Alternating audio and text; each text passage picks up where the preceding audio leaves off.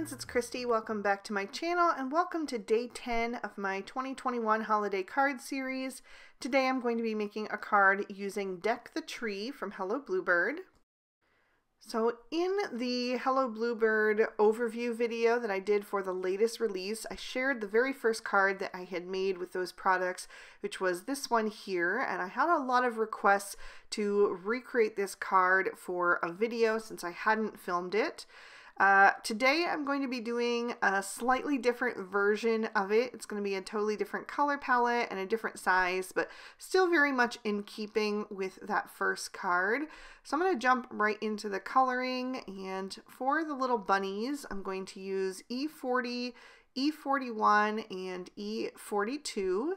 Since the previous card had a bold nighttime scene, this time I wanted to try to do a soft nighttime scene. So I'm going to be using much softer colors for a lot of the images, and then I'll do a few pops here and there with some brighter colors, as I just can't seem to get away from those brighter colors. So for these little guys, I'm starting with that E42 and laying in my shadows. I typically like to keep the highlight on the face and the shadows down the back, so that's what I'm doing. Once I had that E42 laid in, I blended that out with the E41 and then used the E40 for a highlight. I decided to leave a white area on the muzzle. I wanted to have like a half of a heart shape on the face there to kind of highlight that. And then I also left a little white area on the belly and on the feet and paws. And I am going to do a second layer for all of the coloring, and I left it all in the video today. I know a lot of you have said you want to see the entire process, and since this video wasn't too long because there weren't quite as many images, I decided that I would take that opportunity to just leave the entire process in the video for those of you who enjoy that. So I'm moving on to my second little guy, and again just leaving that little kind of like a circular shape or half a heart around the eyes and nose and mouth. I think that just gives them a little extra personality. It's a different look, you know, than if you would just color them in solid. So I'm going to just finish him off there, again leaving his belly white and also the little paws and feet. And then I'll go in with that second layer and begin to deepen that shadows and the saturation and just smooth everything out. I also, for this little guy, since you can see like his left side eye, which is actually our right, his left, I went ahead and just left like the tiniest little sliver of that second side of the heart. You can kind of just see just the barest little bit of that. For him, it got a little bit too much of a line there right at the edge because I had gone in with a darker color. So I just used my colorless blender to kind of soften that up a bit so it was more of a smooth transition into that white area. And then I'm going to move on and do my third little bunny. So they're all going to be colored exactly the same, just having slightly different shadows based on the direction that they're facing, always keeping their face nice and light and their backs shadowed. So this third little guy, you can see both of his eyes, so you can kind of tell the little heart shape that I'm doing on their face. If it's only half of a face, you get half a heart, but if you see the whole face, you see the whole heart of the white area that I've left there, and I just think that makes them look extra cute. So I'll just finish up his second layer, and then I will grab my colorless blender and go over the edge for him as well, just to make that transition a little softer. Then for their little noses and ears and their cheeks, I brought in R000, R11, and R20. So normally I just use the R11 and the R20, but because these little guys are so pale and I'm going for more of that pale color palette, I wanted to soften that even further by adding in the R000. So I'll add a little of that R20 on the inside of their ears. I also use that just for their noses. and to do the cheek, and then I blended out with the R11 and then even further with that R000. And then for their tails, I used a little W1 to do some dotting, and then also to do the white stripes of the candy cane. And then as that dried, I felt like it got a little lost on their tails, so I went in with just a couple tiny dots of the W3 as well. And then I wanted to do a red combo, but not my traditional red. I wanted something that lent a little bit more to the cranberry side of things. So I went with R35, R37, and R39. So I'm going to do the first little bunnies scarf with these shades, starting with that R39, blending with the R37 for the mid-tone, and then that R35 as the lightest. And then I'm also going to do the red stripes on my candy cane, but only with the lighter two shades. And that was purely by accident. I meant to use all three, but I ended up grabbing the R37 first by accident. And I was like, well, it's fine. It looks fine. There's still enough dimension on there. It's so small that squeezing three colors on there really isn't necessary, but usually I will try to do it if I can. I'm also going to do the bow on the wreath with these shades, and for this I tried to add a little extra creases where that bow is gathered with that R39, just drawing those lines out from either side, and then blend it out with the other two shades. But once everything was blended out, I felt like the little lines got kind of lost there, and since I'd already put them in, I wanted them to really show and be prominent, so I went over that with a second layer as well.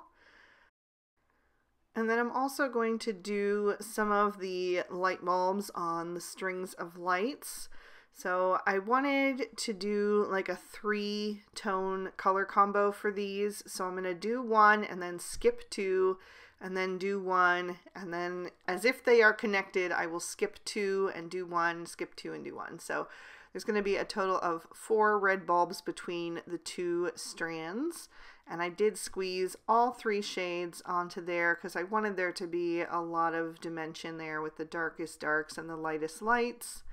And then I'm going to also do the little bird. I want to make it a cardinal because it has that little feathery crown on its head, so it could either be a cardinal or a blue jay or a couple other different kinds of birds that have that similar style of feathers on their head, but I decided to do this one a cardinal because it fit in the color palette that I was working with. So I'm just coloring him kind of like I did the bunnies, leaving that little heart shape on his face, and that's what I'm going to make with the little black part that's on their face. So I used C3 and C5 for that. I could have gone one darker with the C7, but I didn't want his eye to get lost, so I just did 2 layers with those 2 shades and also colored in his beak with the C5.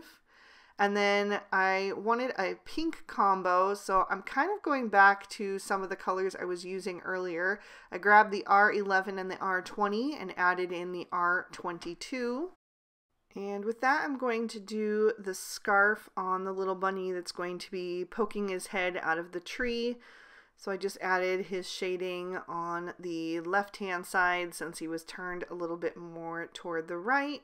And then, of course, on the underside of the part that is kind of blowing in the little breeze, the winter breeze. And then I will do some more of those light bulbs. So I'm just doing the one that is directly to the right of the red so that it stays consistent all the way across. And I didn't bother with a second layer on the red bulbs because there was enough of a difference between those colors that I got a lot of dimension. But for the pink ones, I felt like it needed that second layer, so I went ahead and added that in.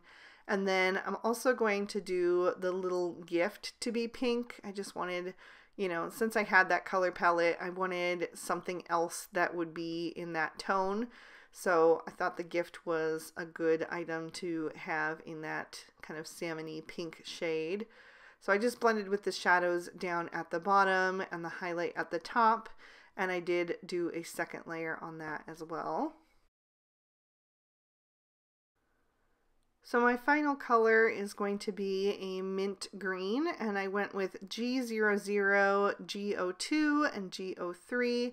So I'm going to do the third little bunny's scarf, the one that is sitting.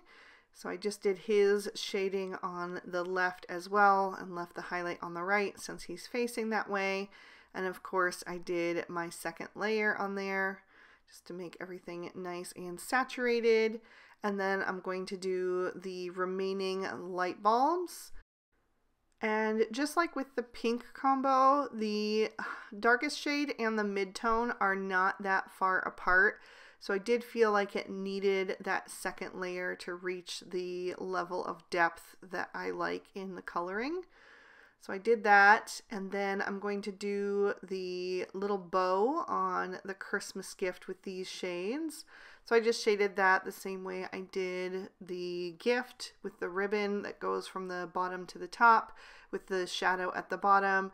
And then for the bow part, I just put the shadow where it is gathered the most and then blend it out toward the outside edges.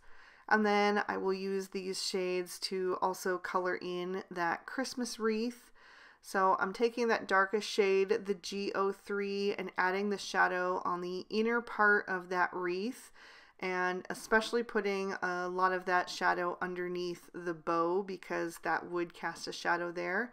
So basically only the darkest two shades are at the bottom. There will be just a touch of the G00 on the outer part of that bottom. But for the rest of it, I'm going to blend all the way to the edges, just doing kind of like a little circular motion to make sure that everything is blended nicely, because there's the G02 and the G03 are pretty close, but the G00 is quite a step down from the G02, so you do need to work a little bit to get them to blend nicely, but it's not that much effort. So once I have my second layer on there, it's a lot nicer. And I want to add a little more detail to that, but it has to dry first. So I'm going to go back to my E41 and color in that little gift tag. And then I will go in with the G07 and just add a bit of dot detail to that to kind of look like little bits of leaves in there. And I think that just spiced it up a bit.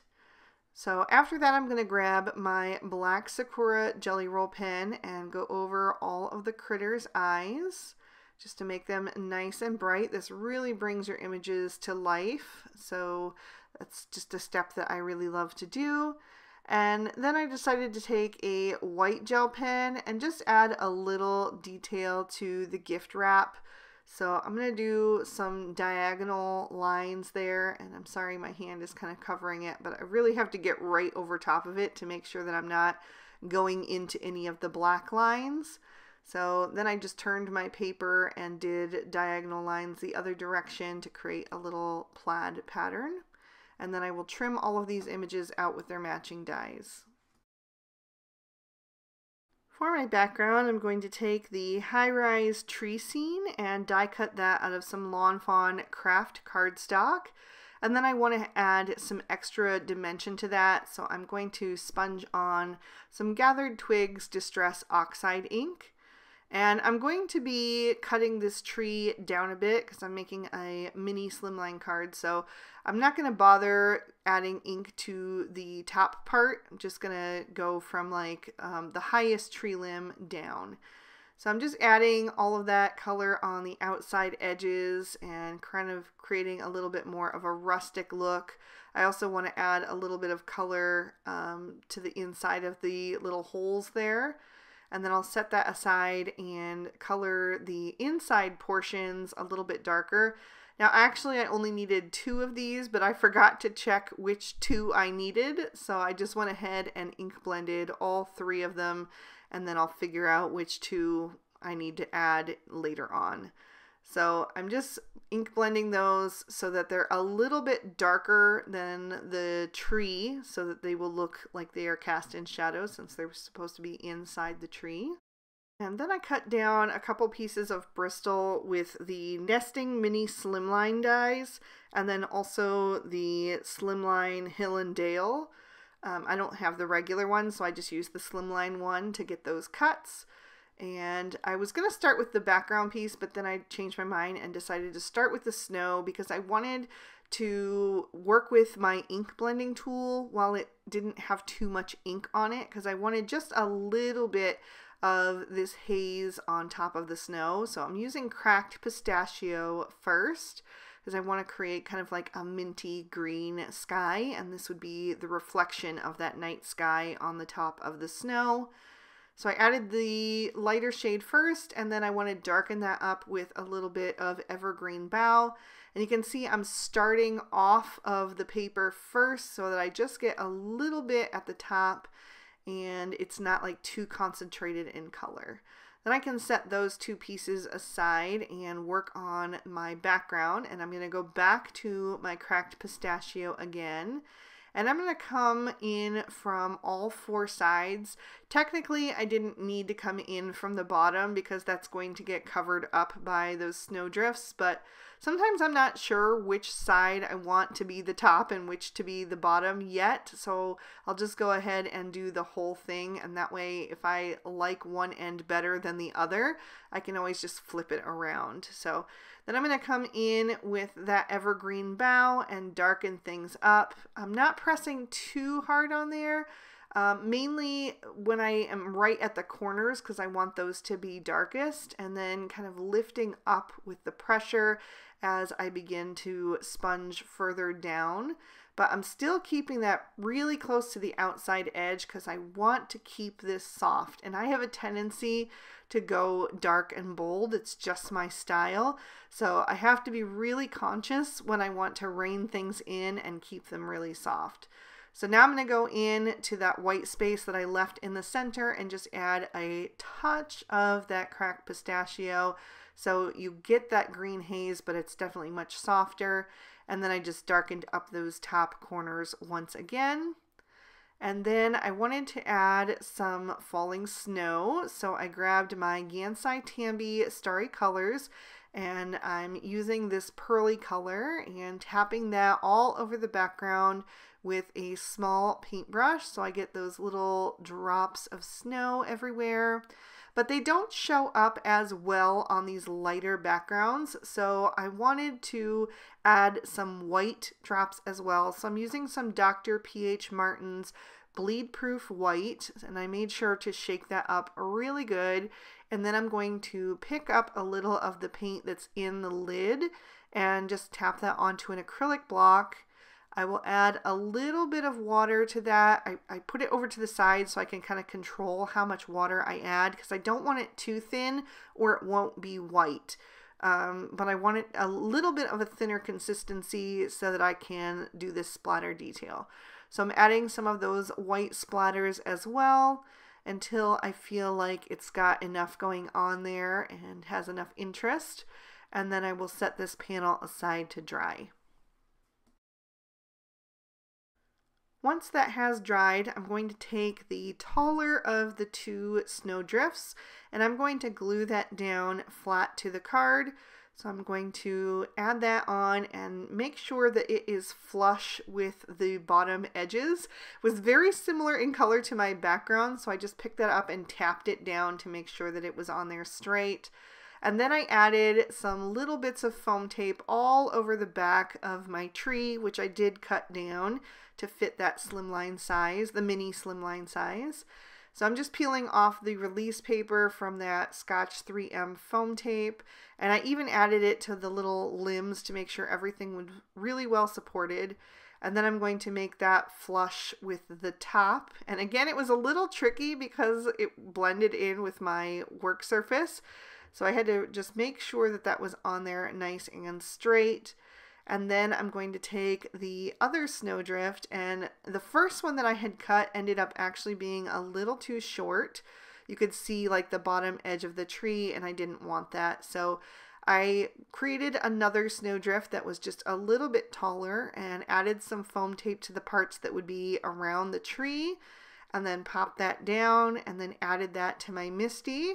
I'm going to stamp my sentiment using VersaFine Onyx Black ink, and I'm using the one that says Making Spirits Bright, and I just put that toward the top right corner. Then I cut down a piece of Lawn Fawn Sage cardstock to be 6 inches by 7 inches, and I scored it in half on the 7-inch side at 3.5. So the folded card size is 3.5 by 6. So I'm going to open that up and stamp on the inside using Lawn Fawn's Noble Fur ink. And as I was inking that up, I could see some of the ink beading up on the surface. So I knew I needed to clean off those stamps. So I just grabbed my Lawn Fawn stamp chamois to do that, and then re-inked them, and they stamped perfectly. And I used my Twiddler's Nook pressure palette to make sure that I got even pressure all around on all of those little images. So now I'm ready to start assembling. I'm going to take that focal panel and add some Barely Art Precision Craft Glue to the back to adhere that to my card base. And again, I'm just going to make sure that everything is lined up straight by pressing on those corners and making sure that that is adhered firmly down. And then I'm going to test out these little circles and figure out which ones I need to add. And I will add a little glue down and then press those down into place so that they are recessed a little bit. And I'm just working quickly to adjust those while that liquid glue is still wet because it dries pretty quickly. Then I'm going to start adding in my images, and I've added some foam tape to the backs of a few of them. So I'm going to start with the little bunny that is going in the first hole. And I wanted it to look like she was holding this little candy cane. So I'm adding the candy cane first and then putting her down over top so that her little paws overlap it. And I just adjusted that down a little bit so it would really look like she was hanging on to it. And then I'm going to take the little standing bunny and put her over on the right hand side, kind of leaning up against that tree to chat with the bunny that is inside it. And then the little sitting bunny I'm going to put over on the left hand side, so it'll be nice and balanced with that little trio there. I'm going to take the gift and I'm going to add that into the snow a little bit toward the sitting bunny because I wanted the cardinal to be standing on that so those two could be interacting, so everybody's kind of having a friend to chat with. And then I'll take the wreath and I'm going to add that inside the top hole so that can be kind of just decorated up there. So the final images to add are these strings of lights. So I'm going to put some liquid glue on the back of those. And the first one I'm going to string from that little nub of a branch that's sticking out so that it looks like it's wrapping around the tree. And then the other one I'm going to add to the top branch, so that looks like it's going from there to the top part of the tree that you can see on the card there. And I'm just making sure that that is pressed down into place. And then I wanted to add some dry glitter. It's been a while since I've used any, and Christmas is the perfect time for extra glitter. So I'm going to use my Lawn Fawn Chunky Glitter. And I'm going to add a little bit more glue to the edge of the snowdrift, and that's going to really help define it as well from that sky. And then I also put a little bit up on that top branch where the snow would be accumulating. I spread a piece of copy paper that I folded in half underneath everything so that could catch the glitter. And then I will just tap off all of the excess that I don't need. And then I can use that folded piece of paper to funnel that glitter back into the jar so I don't have to waste any of that stuff because it's so pretty and I can't believe I haven't used this stuff in so long. I definitely need to use it more. So then I'm going to add even more glitter, of course, because I can't make a Christmas card without using some Stardust Stickles. So I added a bit of that to the ribbon on the gift and to all of the bunnies' scarves because I just wanted to have that extra bit of sparkle. And then I also did a little line on the shaded edge of each of those light bulbs. And unfortunately, a little bit of that loose glitter got stuck to my sentiment, and when I tried to brush it away, it smeared. That VersaFine Onyx Black ink is great for sentiments because it's so bold, but it does take a while to dry. So I had to re-stamp that, and I die cut it with one of the nesting circle dies from Hello Bluebird, and just created like a little moon in the sky and added a bit of that ink blending to kind of help it fade in. So there's an up-close look at all of that detail and another peek at the inside.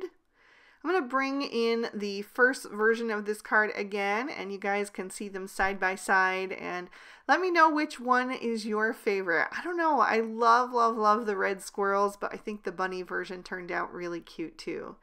So if you enjoyed this one, please be sure to hit that like button. It lets me know that I'm doing a good job. And if you're not subscribed, make sure to do that. Ring that notification bell so you don't miss any future videos. I post new ones every Monday and Friday. If you're interested in any of these products, you'll find them listed and linked down below. And if you'd like to see day 10 of the previous 2 years of holiday card series, you can find those on screen right now. You can click on either one to check them out. Thank you so much again for watching. I hope you have an amazing day. Bye-bye.